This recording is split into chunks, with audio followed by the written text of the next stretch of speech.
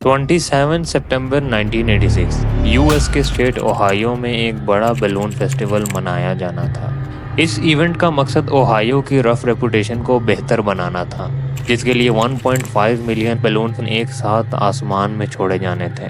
Ohio state के लोगों का मानना था कि इस फेस्टिवल के बाद हिस्ट्री में उनका नाम अच्छे अल्फाजों में याद रखा जाएगा, लेकिन ऐसा ना हो सका, बल्कि ये इवेंट हिस्ट्री का एक खतरनाक इवेंट और डिजास्टर साबित हुआ।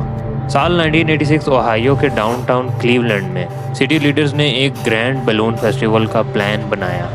इस इवेंट का मकसद चैरिटी फंड रेजिंग और क्लीवलैंड की रफ रेपुटेशन को बेहतर बनाना था। 1986 में क्लीवलैंड की रेपुटेशन कुछ ज़्यादा बेहतर नहीं थी, और ये चीज़ क्लीवलैंड के उस टाइम के nickname the mistake on the lake से साफ साफ जाहिर होती है। सिटी लीडर्स ये प्रूव करना चाहते थे कि क्लीवलैंड कोई मिस्टेक नहीं है, बल्कि ये जल्दी वर्ल्ड क्लास स्टेट बनने जा रहा है। इससे पहले 1985 में डिज्नीलैंड ने बहुत बड़ा बैलून लॉन्च करके ये वर्ल्ड रिकॉर्ड अपने नाम किया हुआ था। इसीलिए ओहायो के लीडर्स का मानना था कि डिज्नीलैंड का ये रिकॉर्ड तोड़ के अपनी रेपुटेशन को बेहतर बनाया जा सकता है। यूनाइटेड वे ऑफ क्लीवलैंड ने इसका प्लान बनाया था, जिसमें 1.5 मिलियन बैलून्स एक साथ सिटी से लॉन्च किए जाने थे। इस इवेंट की तैयारी के लिए 6 महीने का वक्त चाहिए था। सिटी ब्लॉक साइज का एक बड़ा नेट बनाया गया था। बैलून्स में हीलियम भरने के लिए हजारों घंटे लगे, और फाइनली 27 सितंबर को वो दिन आ गया जब बैलून्स को लॉन्च किया जाना था। बैलून फेस्टिवल की पिछली रात इस एरिया को एक खतरनाक तूफान ने घेर लिया था, और तूफान से करीब 1 घंटे पहले 2 लोग फिशिंग करने के लिए गए थे, और ये दोनों समंदर में शदीद तूफान की वजह से समंदर में कहीं खो गए थे। 27 सितंबर की सुबह उनकी बोट समंदर के किनारे से खाली पड़ी मिलती है, और अथॉरिटीज़ का मानना है कि शायद ये लोग तूफान की वजह से समंदर में डूब गए होंगे।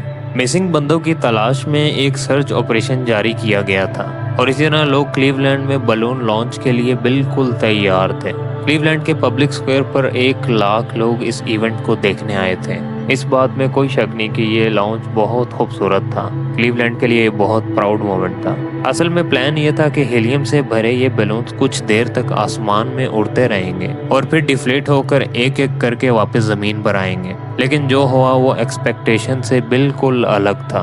हवा का रुख बदलने की वजह से बैलून्स वापस शहर की तरफ आ गए। फ्लाइट्स को सस्पेंड करके एयरपोर्ट्स को बंद करना पड़ा। हाईवे पर मल्टीपल कार एक्सीडेंट के बाद हाईवेज को भी बंद करना पड़ा, और दूसरी तरफ वो 2 लोग अभी तक नहीं मिले थे, और बैलून समंदर में भी जमा होने लग गए। समंदर में इन बैलून्स की इतनी ज्यादा तादाद इकट्ठी होगी जिसने सर्च ऑपरेशन को मुश्किल बना दिया।